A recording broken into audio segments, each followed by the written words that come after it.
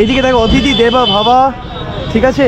এইদিকে এই যে বড় বিশাল গেট, প্রথমে অটো, তারপরে বাস, তারপরে টোটো, আবার বাস, আবার বাস। আপাতত 5টা গাড়ি চেঞ্জ করে আমরা এসে পৌঁছালাম অযোধ্যা ক্যান্টনমেন্ট।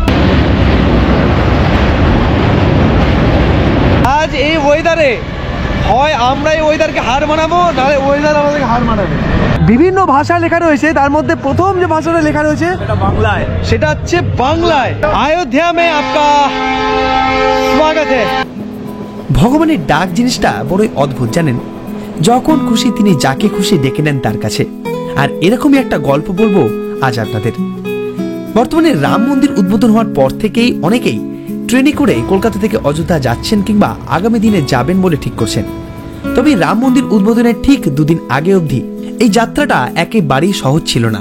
তবে মনে ছিল ভগবানের উপর অগাধ বিশ্বাস, আর জানতাম তিনি যদি পাশে থাকেন তাহলে যেভাবে হোক ঠিক পৌঁছে যাব ভগবান রামের দরবারে।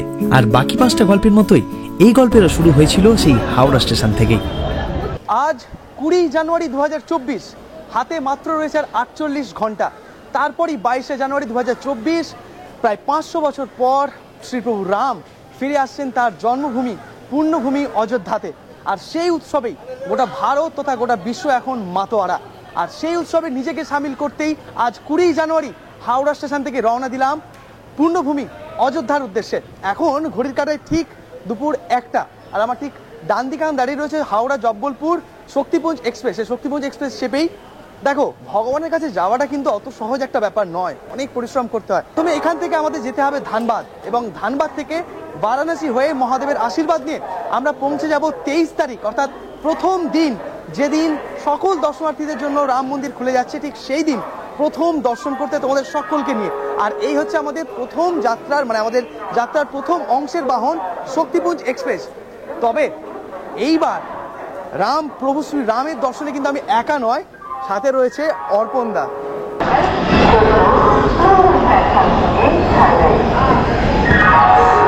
নির্দিষ্ট সময় অর্থাৎ 1:10 কিন্তু আমাদের শক্তিপুঞ্জ এক্সপ্রেস ছেড়ে দিল তার গন্তব্য জব্বলপুরের জন্য। তবে আমরা নেমে যাব ধানবাদ, যেটা পৌঁছাবো বিকাল 5:30 নাগাদ। সেখান থেকে আবার রাতের বেলা ট্রেন, কাল সকাল পৌঁছে যাব মহাদেবের শহর বারাণসী। আর এই হচ্ছে আমাদের এবারে স্লিপার কোচ S5 ট্রেন। আমাদের যেহেতু টিকিট লাস্ট মোমেন্টে কেটেছি আর টিকিট পাইনি, আর বেশিক্ষণে জার্নিও না, জাস্ট ধানবাদ এখান থেকে 3.5 ঘন্টা 4 ঘন্টা জার্নি। আর এই যে আমাদের S5 কোচ, এইদিকে আমাদের দুটো জানলার ধার রয়েছে, তাই না, দুটো লোয়ার বার। এই যে এদিকে রয়েছে 9 আর এদিকে রয়েছে 12। কোচটা বেশ পুরনো, মানে 17-18 যে জার্মান LHB কোচ, সেই কোচ। আমাদের এই 11448 শক্তিপুঞ্জ এক্সপ্রেস নির্দিষ্ট সময়ে হাওড়া থেকে ছেড়ে একে একে বর্ধমান, দুর্গাপুর, রানীগঞ্জ, আসানসোল এবং কুলটি হয়ে প্রবেশ করবে পার্শ্ববর্তী রাজ্য ঝাড়খণ্ডে। তারপর বরাকর, কুমারডুবি হয়ে 5:30 নাগাদ পৌঁছে যাবে আমাদের গন্তব্য ধানবাদ জাংশনে।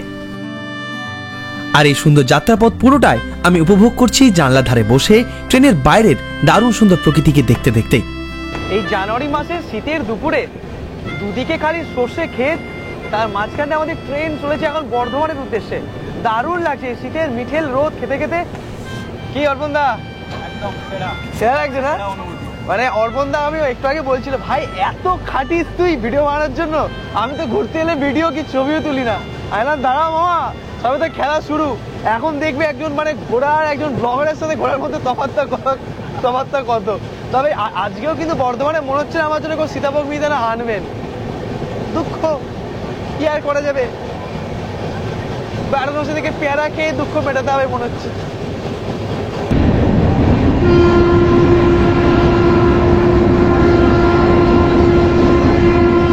ট্রেন চলছিল, মাঝখানে আমি ঘুমিয়ে গেছি, কারণ কাল রাত্রিবেলা এডিট করে আর ঘুমটুম হয়নি। উপরে রেস্ট নিচ্ছিলাম হালকা করে, আর উঠতে না উঠতে দেখি ঝালমুড়ি এসছে, আর নিচে এখন অর্পণদা বিস্কুট খাচ্ছে। এই বিস্কুট দাও, বিস্কুট দাও। আর এইদিকে হচ্ছে কাকা ঝালমুড়ি বানাচ্ছে। ঝালমুড়ি কিতনা করকে দাদা? 20 करके 2 दीजिए। 20 টাকা করে ঝালমুড়ি খায়। এই যে ঝালমুড়ি, আর এই ঝালমুড়ির উপরে যে নারকেল,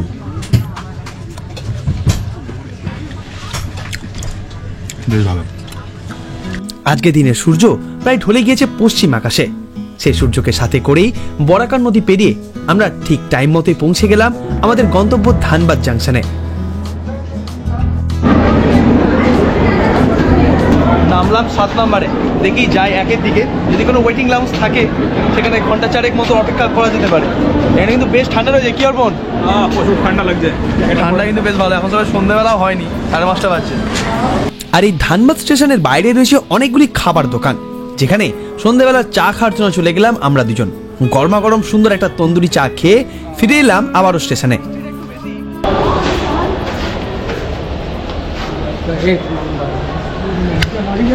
কাকার তো আলাদাই পুরকি ভাই, মানে লোকে দাঁড়াতে সিঁড়ি দিয়ে নামে, স্লিপ খেয়ে নামছে। সিঁড়ির পাশে যে স্লিপটা সেটাতে নেমে যাচ্ছে, মানে আলাদা ভাই।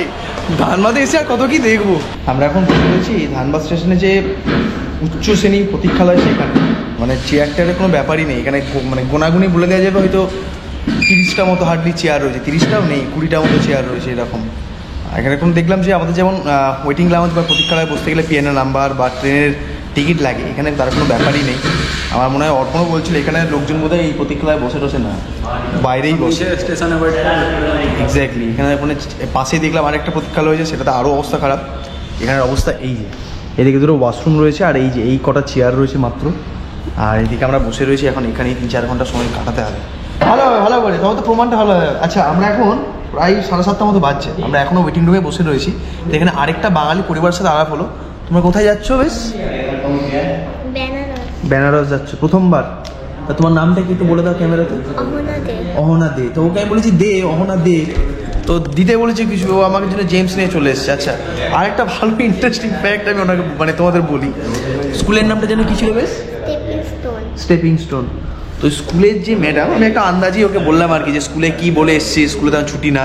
তো বলছি স্কুলে, আমি বললাম যে ফিলিং সিক, বলছে হ্যাঁ। আলাম তাহলে ম্যাডামকে বলছি। আন্দাজে একটা ম্যাডামের নাম বলেছি, সেটা কোনো ক্রমে লেগেও গেছে, ও স্কুলের ম্যাডাম।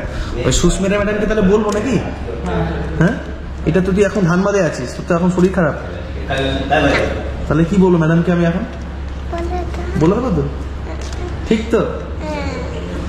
বেশ। এই যে কি লিখতে হবে ডায়েরিতে? ঘুরতে গেছিলাম। হ্যাঁ, আরে ইংলিশে লিখতে হবে, মানে শরীর খারাপ লেখা যাবে না তো?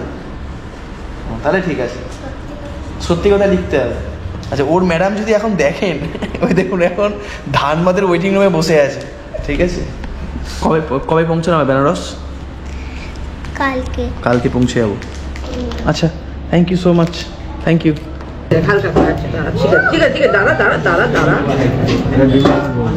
আজকে রাতের ডিনার পর্ব রয়েছে। একটা পাশেই একটা ধাবা ছিল এখানে, শেরি পাঞ্জাব বলে, পাশে মানে স্টেশনের বাইরে অনেকগুলো ছোটো ছোটো ছোটো হোটেল রয়েছে। তো এখানটা দেখলাম অনেকেই বলছে, রেকমেন্ড করছে এই জায়গাটা খাওয়া তুলনামূলক ভালো আর কি। তান্দুরি রুটি আর ওই এগ তরকা, এই দিয়ে মোটামুটি আজ রাতের ডিনারটা ছাড়বো। আগামী কটা দিন ধরেই নিচ্ছি আমরা, ধরেই কেন শিওর আগামী কটা দিন ভেজ খেয়ে থাকতে হবে। ওই জন্য আজকে এর মা একে 2টো মাছ আর আমার মা মাংসের জন্য ভাত খাইয়ে পাঠিয়েছে। এখন খাওয়া দাওয়া শেষ করি, করে এখন 8:30 বাজছে, স্টেশনে যাবো, কারণ আর 1 ঘন্টা পরে মোটামুটি ট্রেন দিয়ে দেবে। 9:50 এখান থেকে ছাড়বে গঙ্গা সুতলেজ এক্সপ্রেস।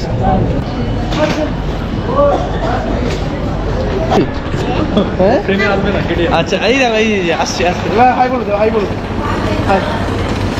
একদম নির্দিষ্ট সময় প্রায় 1 ঘন্টা আগেই, 1-1.5 ঘন্টা আগেই 2 নম্বর প্ল্যাটফর্মে দাঁড়িয়ে আছে গঙ্গা সুতলেজ এক্সপ্রেস। তো এই দাদাদের সাথে পরিচয় হলো, যেমন এই যে কুচকুটাকে দেখালাম একটু আগে। তো ম্যাডামকে কিন্তু আমি বলে দিয়েছি অলরেডি, তো ম্যাডামকে বলে দিয়েছি যে তুই অসুস্থতার বাহানা দিয়ে ঘুরতে এসেছিস। হ্যাঁ, তো দাদারা যাচ্ছে বারাণসী, তাই না? বেনারস যাচ্ছে, তো আমরাও যাচ্ছি বেনারস একসাথেই, একই ট্রেনে সফর করবো, বাট কোচ আলাদা। এখানে এসেই পরিচয়। তো দাদাদের রয়েছে A1 আর আমাদের রয়েছে B2, তাই তো? B2 সামনের দিকে, মানে পিছনের দিকে, ট্রেনের পিছনের দিকে এসি কামরাগুলো রয়েছে। যাই উঠি। আসলে আমাদের সিচুয়েশানটা এমনই ছিল অযোধ্যা যাওয়ার, আমাদের এই ট্রেনটা কিন্তু ডিরেক্ট যায় অযোধ্যায়, কিন্তু গতকাল থেকে 22 তারিখ অবধি অযোধ্যা যাওয়ার সমস্ত, মানে গতকাল মানে 19 তারিখ থেকে 22 তারিখ জানুয়ারি মাসের এই কটা দিন কিন্তু অযোধ্যার সমস্ত ট্রেন বাতিল করে দেওয়া হয়েছে বা ঘুরিয়ে দেওয়া হয়েছে, ডাইভার্ট করে দেওয়া হয়েছে। তাই অযোধ্যার টিকিট থাকতেও আমরা অযোধ্যা যেতে পারবো না। আর 22 তারিখ যেহেতু আমরা ঢুকতে পারবো না অযোধ্যায়, এই জন্য আমরা যাচ্ছি প্রথমে বারাণসী, বেনারস ঘুরে আমরা রওনা দেবো 23 তারিখ ভোরবেলা অযোধ্যা। এটাই আমাদের একক অপশান ছিল হাতে, কোনো আর বাকি অপশান ছিল না, তাই এইভাবেই আমাদের যেতে হচ্ছে ভেঙে ভেঙে। পুরো কোস্টার সামনের অংশের অরেঞ্জ। অর্পণ কি বলছিল? পুরো অযোধ্যার সাথে সাজিয়ে দিয়েছে জয় শ্রীরাম। আমরা জয় শ্রীরাম ব্যাপার সেবার, বাট এটা হচ্ছে B2, আমাদের সিট হচ্ছে 45-46।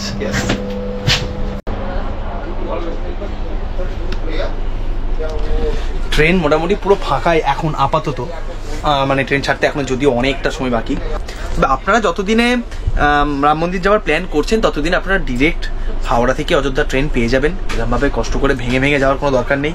কিংবা আমাদের মতো যেমন ওই অযোধ্যা যেতে পারছি না, ট্রেন আটকে দিয়েছে বা ট্রেন ডাইভার্ট করে দিয়েছে বলে বারাণসী নেমে তারপরে 23 তারিখে যেতে হচ্ছে অযোধ্যা ট্রেন বা বাস লোকালভাবে, সেরকম কিছু করার দরকার নেই। আপনারা সোজা হাওড়া থেকেই ট্রেন পেয়ে যাবেন।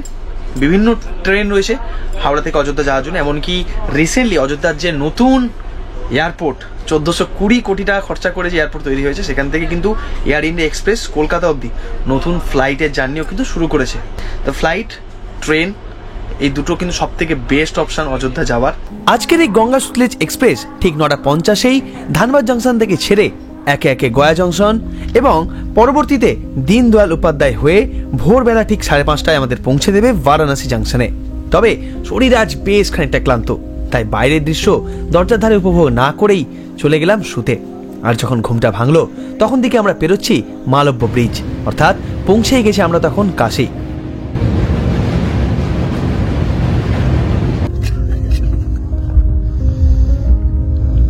আমাদের ঢোকার কথা ছিল 5:20-তে বারাণসী জংশনে, কিন্তু এখন 6:10 বাজে।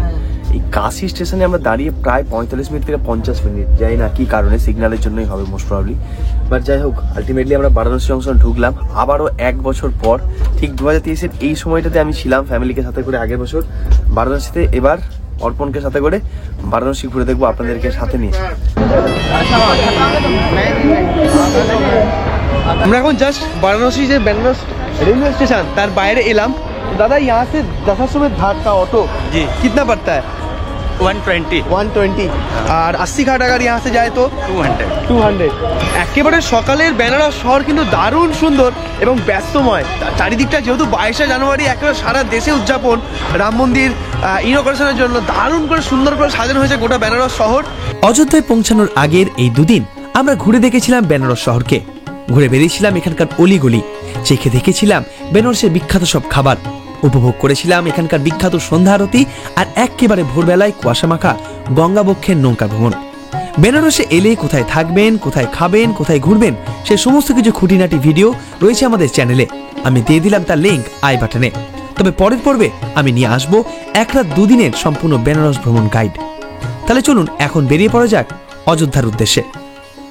এখন ভোর 4টে আর আমরা এখন বেরোলাম বারাণসী থেকে শ্রীরামের নাম নিয়ে অযোধ্যা। যদি সব কিছু ঠিকঠাক থাকে আমরা এখন যাচ্ছি এখান থেকে বারাণসী ক্যান্ট, মানে বারাণসী বাস স্ট্যান্ড। তো এখানে যা ঠান্ডা, যে কোনো পাহাড়ি জায়গাকে হার মানিয়ে দেবার। পুরো কুয়াশা, এই দেখো পুরো কুয়াশা।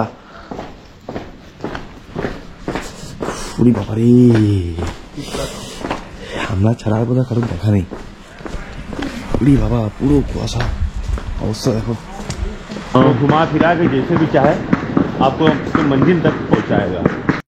এই ভোরেও কিন্তু দেখলাম প্রচুর অটো টটো রয়েছে। 180 টাকা দরদাম করে আমরা যাচ্ছি এখন এখান থেকে রোডওয়েজ, মানে যেখান থেকে অযোধ্যার বাস ছাড়ে। জনমানবহীন এই বেনারসের রাতেই কেবলমাত্র আমরাই দুজন রয়েছি যারা এখন চলেছি বাস স্টেশনের উদ্দেশ্যে। দেখলাম আমাদের ধর্মতলার মতন এখানকার বারাণসী ক্যান্টে রয়েছে প্রচুর এসি এবং নন এসি সরকারি বাস, যা আপনাকে পৌঁছে দেবে উত্তরপ্রদেশের বিভিন্ন প্রান্তে। আমাদের যেমন ধর্মতলা তেমন এখানের মানে বারাণসী ক্যান্ট হচ্ছে বারাণসী বাস স্ট্যান্ড আর কি। এখানে উত্তরপ্রদেশের বিভিন্ন জায়গায় যাওয়ার জন্য গাজীপুর, শক্তিনগর, তারপর হচ্ছে তোমার ওইদিকে গোরখপুর, বিভিন্ন লখনৌ, বিভিন্ন জায়গায় যাওয়ার জন্য বাস ছাড়ছে। তবে দুঃখের বিষয় এখানে এখন অবধি অযোধ্যার কোনো বাস নেই। 7টার পর সকালবেলা বাস ছাড়বে, এখন 4:20 বাজে।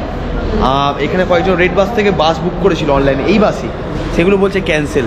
এনকোয়ারিতে জিজ্ঞেস করলাম, বলছে কোনো রকম বাস নেই এখন, সে 7টার পর ছাড়বে। মানে হয় আমাদের এখন অপেক্ষা করতে হবে, নাহলে হয় এখান থেকে সুলতানপুর চলে যেতে হবে, সুলতানপুর থেকে আবার আমাদের চেঞ্জ করতে হবে, সব মানে ব্রেক জার্নি কি করে করতে হবে, দেখি কি বলছে। শেষমেশ একটা বাস পাওয়া গেছে, যেটা যাবে হচ্ছে এখান থেকে সুলতানপুর। এখান থেকে টোটাল অযোধ্যা হচ্ছে 220 কিলোমিটার কাছাকাছি, আর এখান থেকে সুলতানপুর হচ্ছে 160 কিলোমিটার কাছাকাছি। সেখান থেকে আবার 60 কিলোমিটার যেতে হবে আমাদের অযোধ্যা। তো এখন যেটা মানে কিন্তু আর কোনো অপশান নেই, আমাদের এই বাসটা করে যেতে হবে সুলতানপুর। সুলতানপুর থেকে পৌঁছতে সকাল হয়ে গিয়ে যাবে। তো তখন ওখান থেকে কিছু না কিছুভাবে আমরা পৌঁছে যাবো, কারণ আমাদের 50-60 কিলোমিটার খুব একটা বেশি ঝঞ্ঝাট হবে বলে মনে হচ্ছে না আমাদের। তা আমাদের সাথে আরও বহু প্যাসেঞ্জার রয়েছেন যারা এখানকার লোকাল বা ইউপির বিভিন্ন জায়গা থেকে এসেছেন, তারাও এখান থেকে কিন্তু একসাথেই এই বাসে চেপেই আমরা যাচ্ছি এখন অযোধ্যার উদ্দেশ্যে। দেখি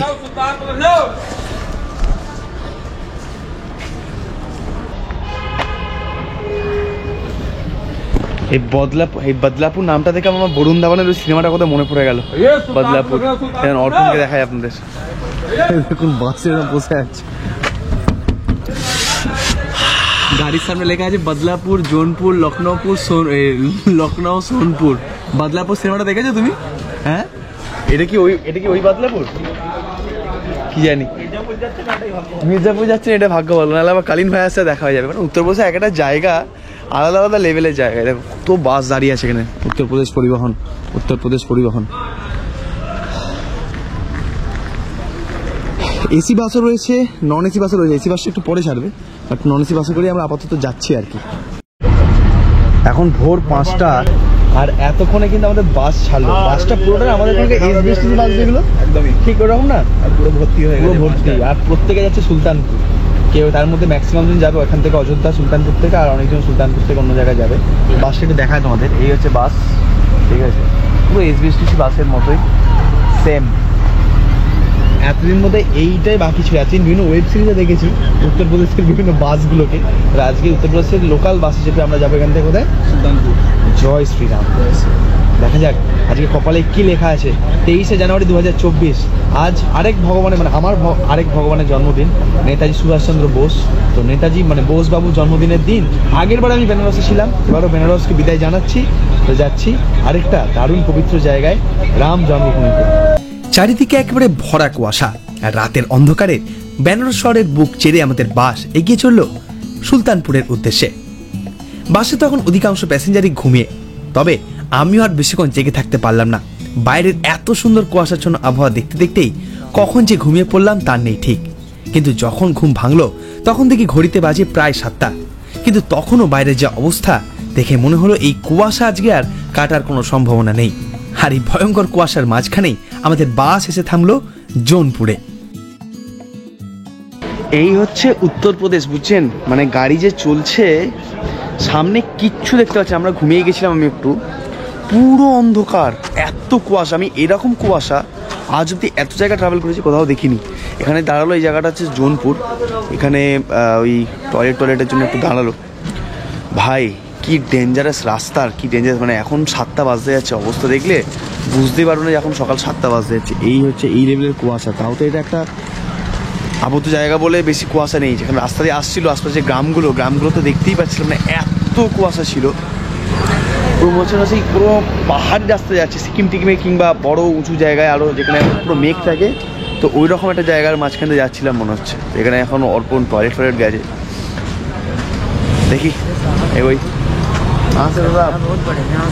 बढ़िया दादा। ये जगह जौनपुर है ना? जी सर। जी, यहाँ से कितना टाइम लगेगा?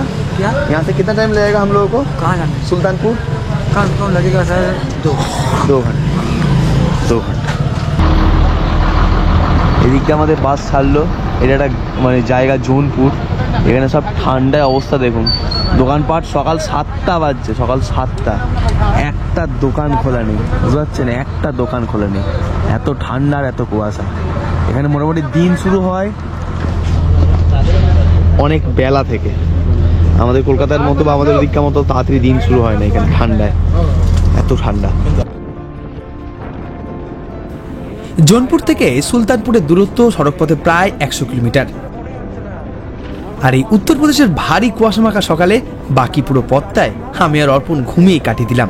আর যখন ঘুম ভাঙলো 9:30 নাগাদ আমরা এসে পৌঁছালাম সুলতানপুরে। পৌঁছে গেলাম সুলতানপুর। জয় শ্রীরাম। বাঁ দিকে রাস্তা সোজা প্রয়াগরাজ, আর ডান দিকে এখানে আমরা নামলাম সুলতানপুর। পুরো অর্ধেক বাস খালি হয়ে যাবে অর্পণ। দাঁড়া, আস্তে আস্তে নামো, আস্তে আস্তে দাঁড়াও। আলটিমেটলি পৌঁছালাম, এখন 9:30 বাজে। 5টায় বাসে উঠেছি।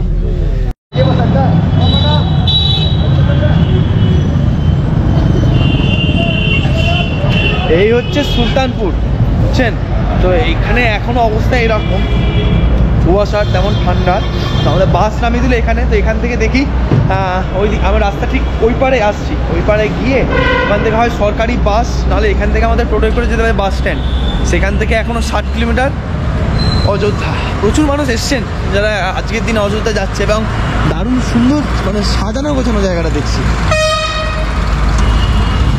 দেখি কি বাসের ব্যবস্থা রয়েছে। আবার কেউ কেউ বলছে ওখানে যে বাস নাকি আজকেও নাকি যেতে দিচ্ছে না। আমার মনে হলো ওটা গাড়িতে, মানে ওদের যেহেতু গাড়ি রয়েছে ওই গাড়িতে যাওয়ার জন্যই বলছে স্পেসিফিক্যালি। আমরা ছিলাম ওই দিকটায়, এদিকে এলাম, এদিকে একটা টোটোই করে বাস স্ট্যান্ড যাচ্ছি। বাস স্ট্যান্ড থেকে এখন বলছে যে বাস পাওয়া যাবে। আজ এই ওয়েদারে হয় আমরা এই ওয়েদারকে হার মানাবো, নাহলে ওয়েদার আমাদেরকে হার মানাবে। আপনার তো ভিডিও লে सकते हैं? आप लोग कहाँ से दादा? दादा सूरत से। सूरत से। अच्छा, कैसा लग रहा है आपको इतना ठंडी में? बहुत बढ़िया भाई, बहुत गुजारी मार रहा है शरीर। उधर बहुत इतना बढ़िया ठंडी। गुजरात में इतना ठंडी गुजरात लगता में है? बिल्कुल ठंडी नहीं है। ठंड है ही नहीं। अरे वाह। তো দাদার সাথে দেখা হলো, দাদারা বাসে ছিলেন। বাস থেকে নেমে দাদারা আমাদের সাথেই একসঙ্গে যুক্ত হয়ে গেলাম যে এখান থেকে তো রাম মন্দির সে একা মানে যেতেই হবে, তো একবারই যাই। এখানে গাড়ি ছিল, গাড়ি বেসিক্যালি বলছে যে 3000 টাকা নেবে, 2,500 থেকে 3000 টাকা। কিন্তু ওরা বলছে যে আগে একটা জায়গায় ওরা নামিয়ে দিতে, ওরা নামিয়ে দেবে, কারণ ওপরে নাকি ওদের যেতে দিচ্ছে না। তো আরেকজন দাদা এলো, বলছে না না এরকম ব্যাপার নেই, সরকারি বাস যাচ্ছি। সরকারি বাস ধরার জন্য আমরা যাচ্ছি এখন। দেখি মারাত্মক ঠান্ডা। এখন যে প্রায় বেলা 10টা বাজছে, দেখে কোনো অ্যাঙ্গেল থেকে তোমরা বুঝতে পারবে এখন সকাল 10টা বাজে। भैया जी अयोध्या के लिए बस कहाँ पे मिलेगा? अच्छा चलो देखी বাস মনে হচ্ছে আছে। এই হচ্ছে আমাদের অযোধ্যা যাওয়ার বাস, মানে এইবারে যাত্রার আমাদের শেষ বাহন। চলুন রামের নাম নিয়ে উঠে যাক।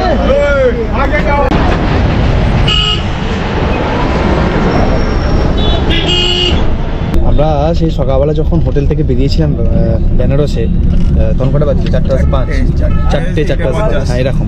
তখন শুধু আমরা 2টো করে বিস্কুট খেয়েছিলাম, ভেবেছিলাম যে বাস স্ট্যান্ডে গিয়ে বাসটা পেলেই আমরা কিছু খেয়ে নেবো, বাট সুযোগ হয়নি। তারপরে যখন ভাবলাম তাহলে সুলতানপুরে নেমে একটু চা কচুরি খেয়ে পরের বাসটা ধরবো, তাও সুযোগ হয়নি। অর্পণ বলছে মনে হচ্ছে ভগবান রাম চাইছে যে আমরা উপোস করেই তার দর্শন করতে যাই, তাই না?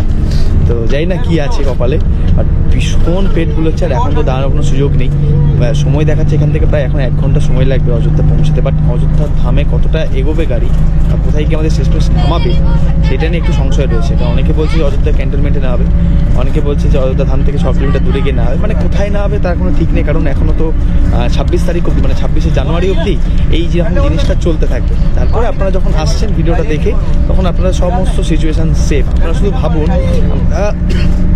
অযোধ্যা, মানে যেখানে কলকাতা থেকে অযোধ্যার ডিরেক্ট ট্রেন রয়েছে, সেখানে যাওয়ার জন্য আমাদের কী রকমভাবে যেতে হলো এই রকম সিচুয়েশন আসার ফলে।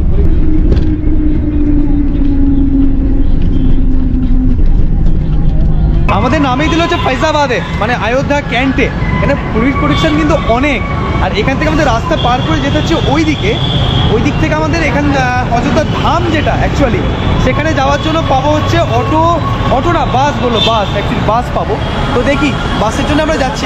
ও বাস দাঁড়িয়ে আছে ওইদিকে, ইলেকট্রিক বাস আই থিঙ্ক। ও বালা বুঝতে পারো রে বাবা রে।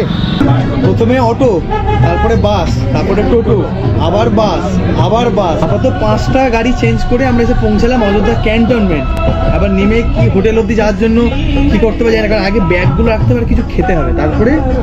আর স্লট রয়েছে তো মন্দিরের দর্শনের, তো আই থিঙ্ক আমরা সকালের স্লটে হয়তো পাবো না, দুপুরের স্লটটাই ধরতে হবে আমাদের। তো দেখা যাক। গাড়িতে গান বাজছে রামের, তার সাথে মনে একটা আলাদা উত্তেজনা আর ভক্তি, সকলে মিলে যাচ্ছি তো একটা আলাদাই একটা ক্রেজ কাজ করছে।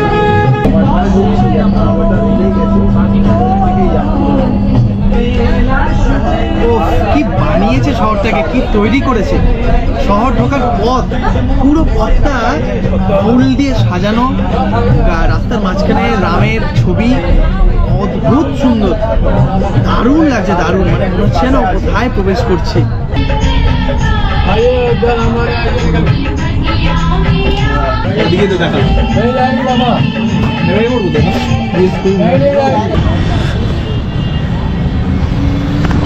জয় শ্রীরাম, জয় জয় শ্রীরাম।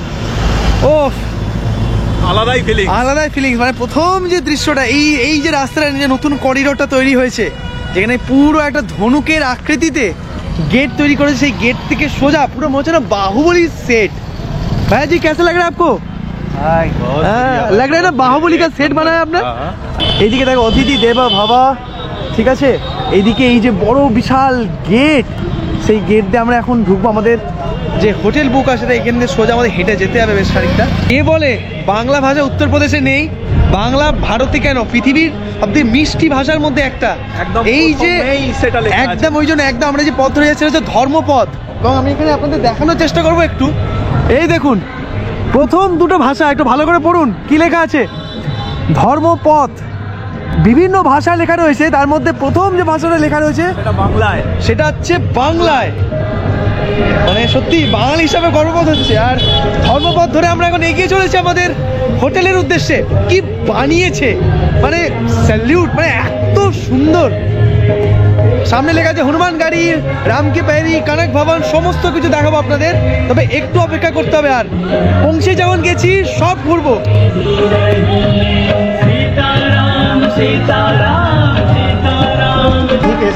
अयोध्या में आपका स्वागत है।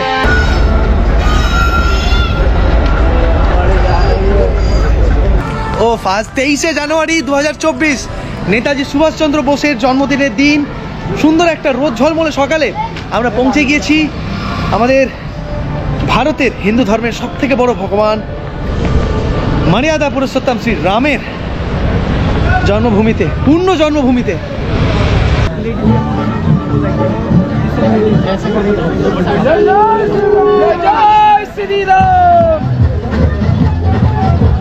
কোথাও চলছে অন্নদান ভোগ, তো কোথাও চলছে ভান্ডারা।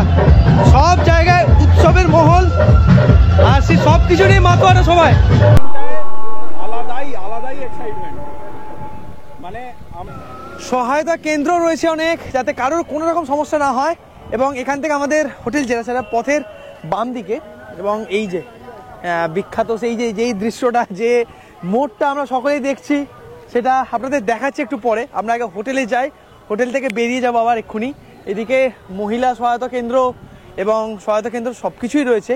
আর এই যে এইদিকে আছে হনুমান গাড়ি, সফদরগঞ্জ, শাহাদাতগঞ্জ, শ্রী জন্মভূমি তীর্থক্ষেত্র, সব এইদিকে। আর ওইদিকে সে মোড়। এই বিভিন্ন জায়গায় এত সুন্দর সব কারুকার্য রয়েছে, এত সুন্দর সব স্থাপত্যকলা রয়েছে না, এত সুন্দর করে সাজিয়েছে গোটা শহরটাকে, গোটা জায়গাটাকে, দেখার মতন। মানে এটা মানে, আর যে লেভেলের ভিড় আজকে ভাই, আমি তো এখান থেকে দেখতে পাচ্ছি পুরো কুম্ভ মেলার মতন ভিড়।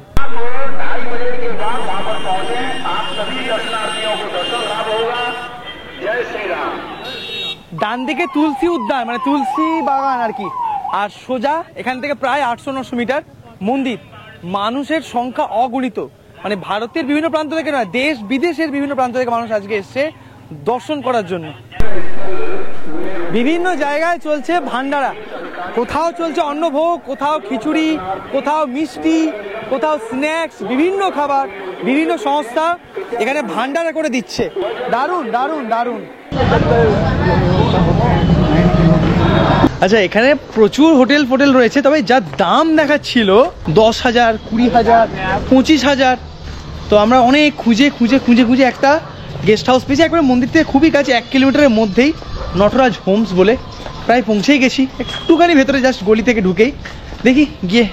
এখানে দেখছি প্রচুর এরকম হোটেল ফোটেল নতুন তৈরিও হচ্ছে, কারণ আগামী দিনে রাম মন্দির ভারতের, কাল প্রধানমন্ত্রীও বলেছে আগামী দিনে রাম মন্দির ভারতের সবথেকে টপমোস্ট একটা তীর্থস্থান হবে, তিরুপতি বালাজিকে ছাড়িয়েও। তো সেই উদ্দেশ্যেই, সেই লক্ষ্যেই এই জায়গার আরও বেশি উন্নতি। চলুন।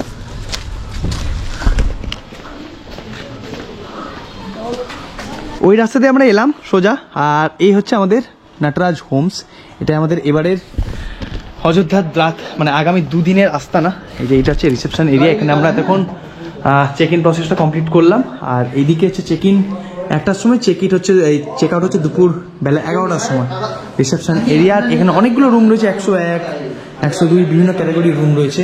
এটা একটা রুম রয়েছে, এসি রয়েছে, আমাদেরটা এসি নয়, বিভিন্নগুলো রুম রয়েছে। আর এইটা হচ্ছে আমাদের রুম।